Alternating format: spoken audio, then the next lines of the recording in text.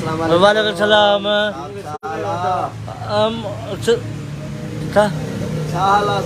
खेरा ना बच्चा बच्चा ही ना हेठ पिठ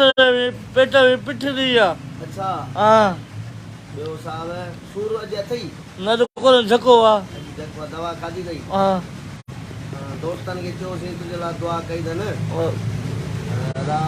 दोस्तो अॼु थोरी तबियत ठीकु आहे लुले जी ऐं जुमे जो ॾींहुं हो इंशाअल्लाह सुबुह जो डॉक्टर तां वेंदासीं ऐं रिपोर्टूं वरी खणी वञ हाँ आजा भाइरो डॉक्टर खे ॾेखारे इंशाअल्लाह हिन जो प्रॉपर तरीक़े सां इलाज कराईंदासीं हीअ असांजो न न खा ढोको मिली असांजो न खा खा हाँ तो बीस मार कर कया सो लालच न आहे अलाह साईं हिनखे सिहत ॾे कल्ह तमामु घणो सूर हुअसि हिन जे करे वठी आयासीं ऐं अल्ट्रासाउंड करायोसीं एक्सरे डिजिटल एक्सरे दोस्त हुआ जिन महिरबानी कई जी वाह भाई साहब वाह तबियत अल्हम्दुलिल्लाह कुझु सही अथसि सुभाणे इंशाअल्लाह वधीक जेके आहे सो दवा वठी ईंदासीं वालेकुम सलाम भाउ शादीराम खुदा भाउ अलाए काल अचे साहब अगरि मानी हाणे खाधे वई टक वॾे रोला करो अस्सलाम वालेकुम मौला अली मदद वॾे रो अल्हम्दुलिल्लाह वाह मौला करम अल्हम्दुलिल्लाह मौला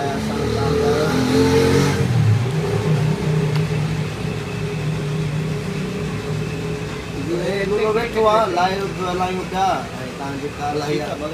वॾे रो जी जी जी ॻाल्हायो आवाज़ चला रहेगा ना दोस्त दुआ कयो इंशाअल्लाह तबियत ओ मामा राशन कटो हाल वाल त कर कटो हां खुदाई मार में वॾे रो छा हाल वाल कर को दुआ सलाम ला खुदाई सलाई थी हेलो राशन कटो हाँ हाल वाल कर साईं हाल वाल समझ न सोचे कुछ न तबियत तू पुछंदे तो का पुछना है पर कटो ओ साहब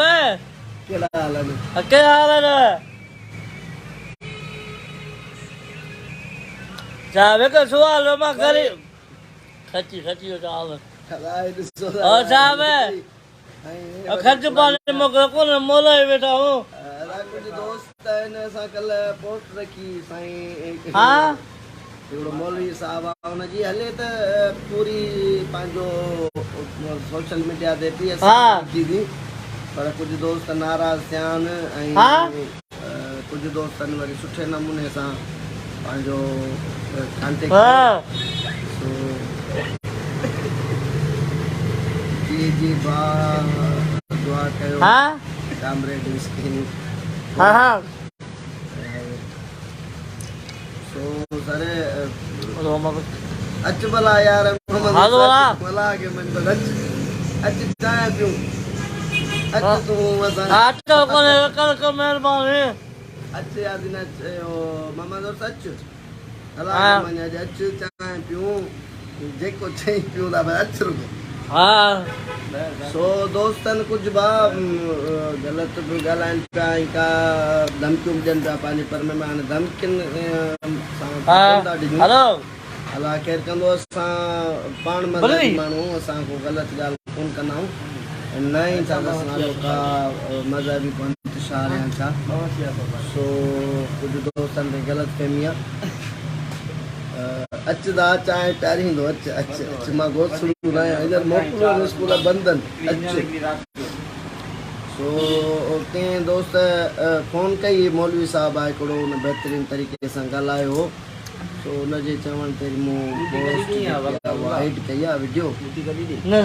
कुझु दोस्त उहे ग़लति पिया ॻाल्हाइनि मतिलबु तमामु